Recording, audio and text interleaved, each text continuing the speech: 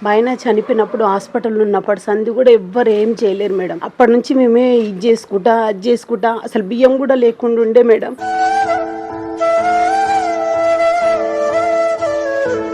రవ్వ చేసుకుంటా అది చేసుకుంటా వీళ్ళు పెట్టిన మేడం. మా డాడీ చచ్చిపోయినప్పటి నుంచి మా అమ్మే అన్ని చూసుకునేది. మాకు ఎవరు సాయం చేయలేరు, ఇప్పటికీ ఎవరు సాయం చేస్తుంది. రెండు కన్నుల మనిషి బ్రతుకును గుండె కన్నుతో చూడరా. మేము 2 years దాకా ఇంటి రవ్వతోనే తిని ఉండం. సో మన ఆర్జే ఇన్స్పిరేషన్ నుంచి పిల్లలిద్దరికి మనం బాధ్యత తీసుకుందాము. చదువు పరంగా వాళ్ళ ఫీజు ఏముందో మనం క్లియర్ చేద్దామండి.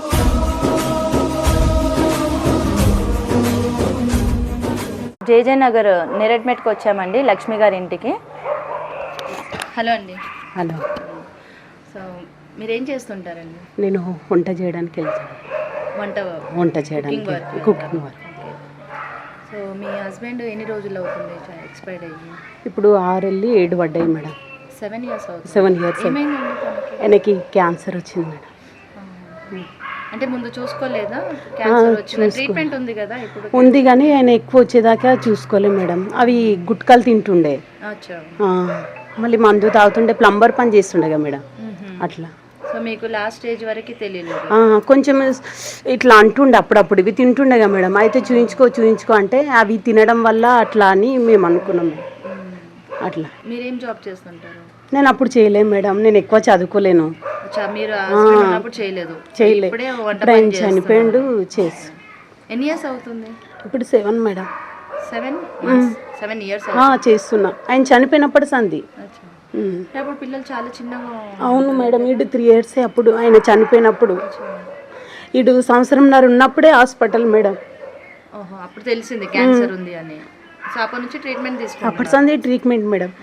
బస్వతారకలో చూపించిన తర్వాత లాస్ట్ స్టేజ్ అని చెప్పారు మేడం. సో అప్పటి నుంచి మీరు పేరెంట్స్తో ఉంటున్నారా లేకుంటే మీ అత్తమ్మ వాళ్ళతో? అత్తమ్మ మామయ్య ఎవ్వరు లేరు మేడం. అంటే ఇప్పుడు మా ఆయన వాళ్ళు అన్నదమ్ముళ్ళు ఉండే, పెద్ద ఆయన వాళ్ళు. ఆ పెద్ద అయిన వాళ్ళు అక్కడ ఉండే, వాళ్ళు బావ యారాలు అన్నిళ్ళు చనిపోయారు. వాళ్ళ పిల్లలు ఉన్నారు. వాళ్ళ పిల్లలే బిందు. వాళ్ళు ఎప్పుడూ చనిపోయారు.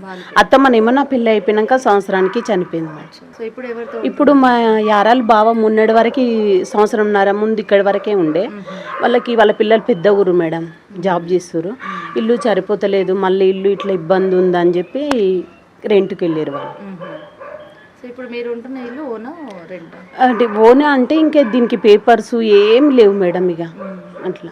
అప్పుడు మామయ్య పేరు మీద ఒక పేపర్ ఉండేనంట మేడం, అంతే. ఇక ఇంట్లో 5గురికి ఉంటుంది మేడం. 5 మందికి షేరింగ్ ఇంట్లో వచ్చినప్పటికి. ఇప్పుడు మీరు జాబ్ చేస్తున్నారు కదా, ఎంత వస్తుంది మీకు సాలరీ? 8,000 వస్తుంది మేడం. 8,000 వస్తుంది. పిల్లలకి 2,000 పింఛన్ వస్తుంది మేడం. మొత్తం 10,000 అంతే. మీకు ఇంకెవరైనా సపోర్ట్ చేస్తారు? అమ్మ వాళ్ళు మొన్న బియ్యం వేస్తారు మేడం. బియ్యము, పసుపు, కారము వేస్తుంది, అంతే మేడం.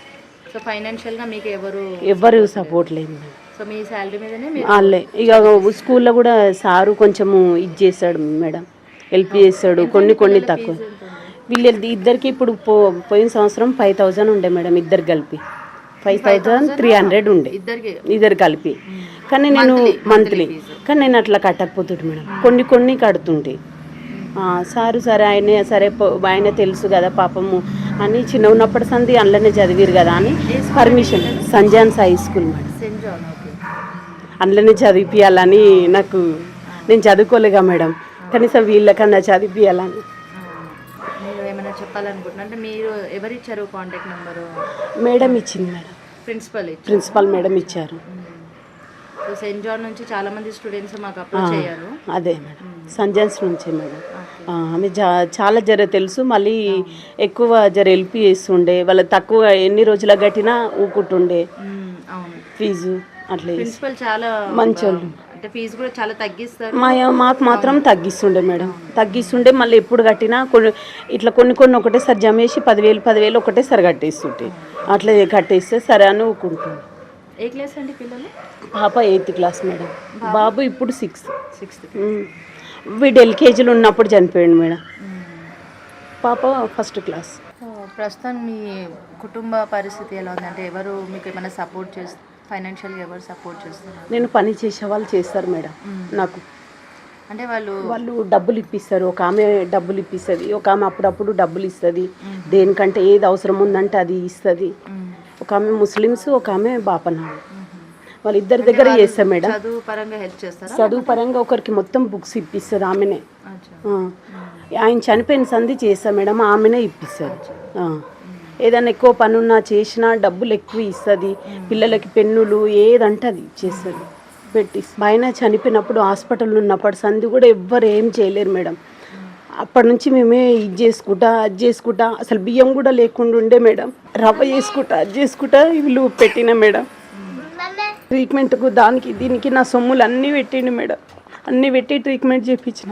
కానీ 2 లక్షలు కడితే 14 సంవత్సరాలు అట్లా గ్యారంటీ ఇస్తామన్నారు. కానీ అప్పుడు లేకుండేగా మేడం, ఎవరు హెల్ప్ చేయలేరు. అందరికీ ఉన్న వాళ్ళే ఊరు మేడం. ఇప్పుడు వాళ్ళ పేరు చెప్తే మళ్ళీ నాకు తర్వాత బాధ. వాళ్ళ పేరు ఏం చెప్పలేము ఇప్పుడు. ఆయన వాళ్ళ సైడ్ ఎవరికి ఏం చెప్పలేము ఇప్పుడు. అప్పుడేమో వెళ్ళిపో అంటారు. మళ్ళీ ఇక్కడనే ఉండి చేసినా బతికినా కానీ కూడా మళ్ళీ ఇట్లా కూడా కష్టమే మేడం. ఇట్లా కూడా చాలా కష్టం మేడం బతకవాలంటే.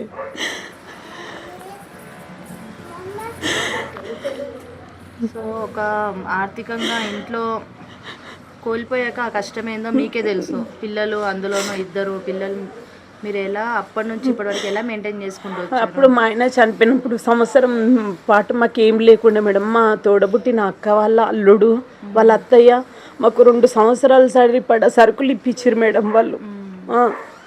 మా అక్క వాళ్ళ అల్లుడు వాళ్ళ అత్త 2 సంవత్సరాల వరకు సరుకులు అన్ని ఇంట్లో అన్ని ఇప్పించి పోయారు. తినడానికి వాళ్ళకి ఉండడానికి. సంవత్సరం కూడా కాకముందుకే నేను పనికి వెళ్ళిన మేడం. ఆమె అట్లా వచ్చిందని చెప్పి ఇప్పటికీ చాలా హెల్ప్ చేస్తుంది మేడం. ఆమె బాగా ఇది చేస్తుంది మమ్మల్ని. ఇప్పుడు చదువు పరంగా మీకు చాలా ఇబ్బంది. ఎలా మీరు కట్టలేను. కొన్ని కడతాం మేడం నేను. అట్లా తిండికి సరిగ్గా లేకుండా. మా డాడీ చచ్చిపోయినప్పటి నుంచి మా అమ్మే అన్నీ చూసుకునేది. మాకు ఎవరు సాయం చేయలేరు. ఇప్పటికీ ఎవరు సాయం చేస్తుంది మా మమ్మీ. మా పెద్దమ్మ ఉంటుంది, అలా కూతురు వాళ్ళు హెల్ప్ చేసేది. మా అక్క వాళ్ళు ఇప్పటి వరకు మాకు ఎవరు హెల్ప్ చేయలేదు. మా అమ్మమ్మ వాళ్ళు హెల్ప్ చేశారు అంతే. ఇప్పుడు మేము ఎవరు హెల్ప్ చేయాలి? మీ మమ్మీ ఒక్కటే జాబ్ చేసి ఫీజ్ పే చేస్తుంది మీకు? ఒక్కతే జాబ్ చేస్తుంది, ఎవరు హెల్ప్ చేయరు. ఇంతవరకు పుట్టి మమ్మీ వాళ్ళ అక్క వాళ్ళ కూతురు వాళ్ళు మాకు హెల్ప్ చేసి మేము 2 years దాకా రవ్వతోనే తిని ఉండం. మీకు అప్పుడు ఎంత ఉండే ఏజ్?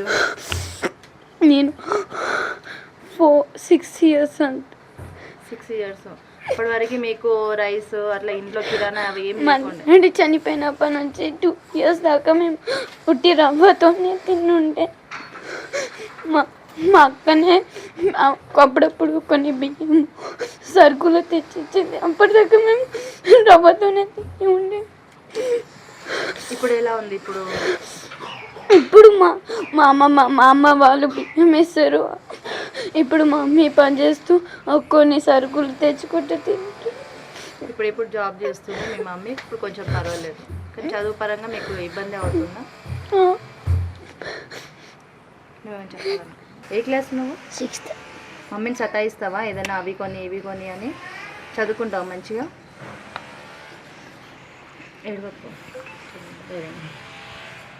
ఏ క్లాస్ నువ్వు? 8th. చదువుకుంటావు మంచిగా? మీకు కజిన్స్ ఇట్లా ఉంటారు కదా ఎవరన్నా దగ్గర వాళ్ళు? ఇక మా అక్క వాళ్ళ సైడే మా అక్క వాళ్ళ వాళ్ళు తెచ్చిచ్చిరు ఇక కొన్ని. అప్పుడు ఆయనకి బాగాలేనప్పుడు అయితే మొత్తం అదే అక్క, అదే మేడం. మా సరిగ్గా లేకుండా కొన్ని పెట్టి చేసి మళ్ళీ అప్పుడప్పుడు ఆయనకు కూడా అదే పెట్టడము చేయడము. అట్లా మందులకు దానికి దీనికి మళ్ళీ పోనీకి రానికే కష్టం కదా మేడం. అట్లా ఇంకా మా బావ ఆటో నడిపిస్తుండే, మళ్ళీ తీసుకొస్తుండే మళ్ళీ ఆయనకి జ్యూసులు అవి ఇవి చాలా ఉంటుండేగా మేడం, అవును. టాబ్లెట్లు అవి అట్లా. మళ్ళీ అడ్మిట్ అయితే 3 రోజులు అడ్మిట్ కదా మేడం. అవును. వీడిని వదిలేసి వెళ్తుంటే వీడప్పుడు పాలు తాగుతుండే మేడం. నా పేరు రాణి. మా మేడంతో పాటు నేను ఒక టీం లీడర్ని. నేను లక్ష్మి గారు వాళ్ళ ఇంటికి జేజేనగర్ కాలనీకి వచ్చాను. తను చెప్తుంటే మా మేడంకి నాకు కన్నీళ్ళు వస్తున్నాయి. ఇలాంటి బాధ ఎవరికి రావద్దండి. అది పడుతున్నప్పుడు విలువ తెలియదు, లేనప్పుడే తెలుస్తుంది. చూడండి 2 years 1 year వరకు కూడా మధ్య మధ్యలో గోధుమ రవ్వ ఉప్మాతో తినుకుంటూ ఒక బిడ్డను పోషించుకుంటూ తల్లి పడే ఆవేదన నాకు చాలా బాధ అనిపించింది. ఇలాంటి వాళ్ళు ఇంకెంతో మంది ఉన్నారు అని వీళ్ళందరికీ అండగా మా ఆర్జీ ఇన్స్పెక్షన్ మా మేడం తరపున మేము టీం అంతా మేము ఉన్నామని నేను చెప్తున్నానండి. సో లక్ష్మి గారు, మీరు చాలా ధైర్యంగా ఉండండి. పిల్లలకి ఖచ్చితంగా మనము చదువు పరంగా ముందుకు వెళ్దాము, చదివిద్దాము, సరేనా? సో మన ఆర్జీ ఇన్స్పిరేషన్ నుంచి పిల్లలిద్దరికీ మనం బాధ్యత తీసుకుందాము. చదువు పరంగా వాళ్ళ ఫీజు ఏముందో మనం క్లియర్ చేద్దామండి. Thank you. వాళ్ళిద్దరికి హెల్ప్ చేయడమే కావాలి మేడం. అంతే.